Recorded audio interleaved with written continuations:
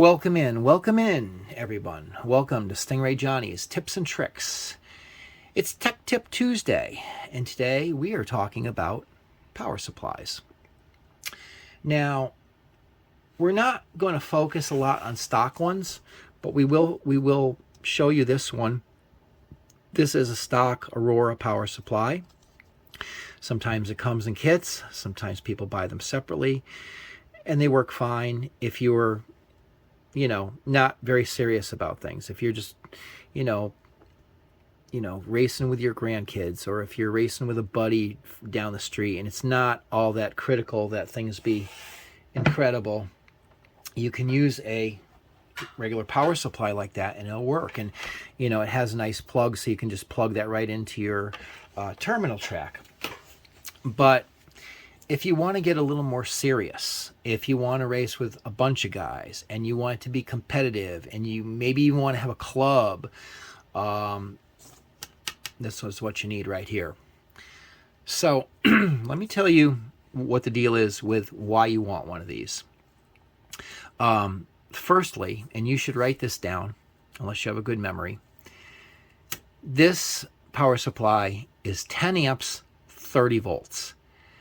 That is going to be everything you're ever going to need to run any kind of slot cars you want, okay?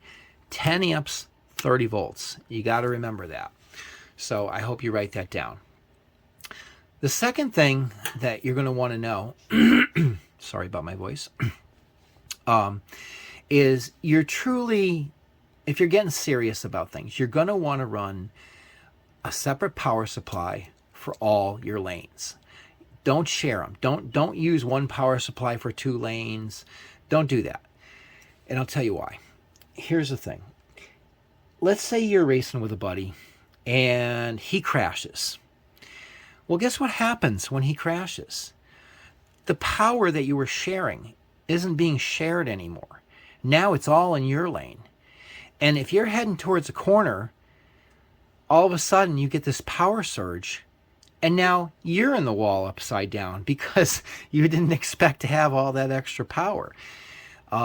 It's a real problem, but it's easily remedied if you get one power supply per lane. Now, the next thing I want to talk about here is, I have a little list here that I want to talk about. The next thing I want to talk about is having a better power supply like this for different cars, because you can adjust the power. See, like it says it's 15.99 volts. Well, you can change it right here. You can go look at you can go up to 18 volts, and you can dial this in to whatever you want. It's very, very sensitive. But the whole idea is that you can change the voltage.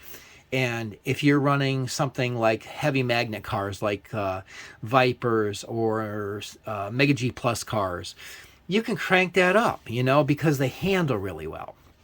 But let's say you're running something like this non-magnet traction AFX car, or maybe you're running like a T-Jet or something. They don't have the same handling characteristics. So you don't want to be running at 18, 22 volts, whatever, with a regular stock T-Jet or non-magnet traction AFX. You want to dial that power back because, well, you'll just do a lot less crashing. The cars will be much more controllable, and so that's the reason why, if you're going to run a lot of different cars, different types of cars, you definitely want a power supply that you can control the voltage on. And like I said, if it's something that's sticks to the track real well, you can crank it up. If it's not a car that sticks to the track real well, you can just dial it back a little bit, and it works really well. Another thing is about these old style power packs is, now it says that it's 22 volts. And it might be, but I bet you it's not. I bet you if I put that on a meter, I bet you it'd be like 21, whatever, maybe even 20. And then if I put another one on a meter, the same style, well, maybe that's closer to 22. So they're not even the same. But with a power supply like this, you can dial that right in. You can synchronize all your power supplies, and everyone will have the exact same amount of voltage per lane. It's a really good thing. Obviously, you also need the digital readout to do that. If it just has like a dial, but it doesn't really tell you, if it just says 11, 12, 13 volts and, but it's not digital, it's just, on the dial itself or something, that's not really going to work, because again, you don't really know what that particular power supply is putting out for power. You want one with a digital readout. And again, you can synchronize them and make it fair, and these are things that are really good when you're getting serious. And now, about these power supplies, they are a little bit more pricey, especially when you have to buy several of them. But again, if you're getting serious, and if you want to have a club, or you just want to have real competitive racing, you're going to want to do this. It's just an investment that you'll need to make. And these power supplies are, in the $70 range. And buying 4 of them, yeah, you're going to pay, like $300 for them. But I just think you'll be much, much happier. For now, if you want, use the cheaper ones. Use the ones that came out of the package. But this is really the way to go. And so I hope that this helped you out. I think that Oh, what I want to tell you also? I should tell you where you can get them. All you have to do is go online, Google, Amazon, whatever, and type in 10 amp, 30 volt DC power supply. And those are going to come up. These are going to come right up, and you'll see them. And, there are ones that are like 5 amp, 20 volt, and they'll work. But they're not that much cheaper, and I think for the money, you really, really, really should go for the 10 amp 30 volt, because the last thing you want to do is buy 4 power supplies that 6 months down the road you're not happy with because they're not doing what you want them to do.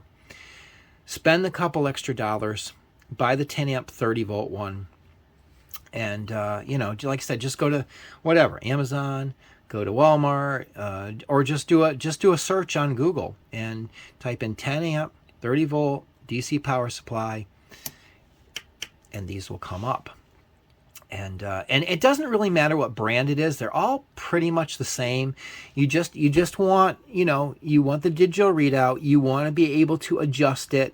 You got your little connectors here. These take a banana plug. You're going to have to do a little bit of fancier stuff, if you want to plug them into your track, because obviously these big power supplies do not have this cord. Now, what you can do is, if you can find a couple of these cords and cut them off, some old junky power supplies, you can do that. Or you can actually just hard solder right to the bottom of your track, which is something I'll be talking about in another video. It's definitely the way to go. Well, it helps because of having driver stations and everything like that. It's going to be the way to go. But that's a whole nother video. Anyways, I think we went over everything today. I hope I squared you away on what you should buy for your situation. And I thank you for coming by and sharing some time with me. Please do me one favor. Like and subscribe the video. It's pretty hard to get people to actually push that button below, but it's right below, and it's one click of your mouse, so please help me out. And I will be back next week to do another video for you guys. Take it easy. Oh, and if you want to comment below, or you have questions, I will try to get back to you on them. Sometimes I don't see them, but I do want to help you guys. So, like I said, comment, ask questions, and I will try to get back to you. Thank you very much. Bye-bye.